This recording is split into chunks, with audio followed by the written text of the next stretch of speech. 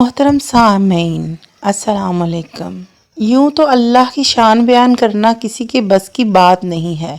کہ اس کی شان کی کوئی حد نہیں ہے، پھر بھی میں نے چند مختصر الفاظ تلاش کیے ہیں آج اللہ کی شان میں۔ اللہ بندوں سے اپنی نعمتوں کا اجر نہیں لیتا۔ بندوں پر کی جانے والی عطا پر نادم نہ ہونا اللہ کے ہاں ندامت نہیں ہے۔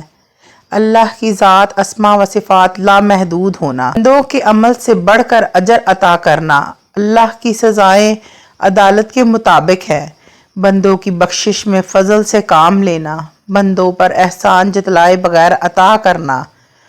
شاکر بندوں پر اللہ کا لطف و کرم، بندوں کے گناہوں پر پردہ ڈالنا، بندوں کے عصیان پر اللہ کی بردباری، اللہ کی عطا کی جانب توبہ کا دروازہ کھلا رہنا، بخشش کے در پر آنے میں غفلت کرنے والے کے پاس کوئی عذر باقی نہ رہنا، اللہ سے منافع بخش تجارت، نیکی کے لیے 10 گنا اجر اور گناہ کی سزا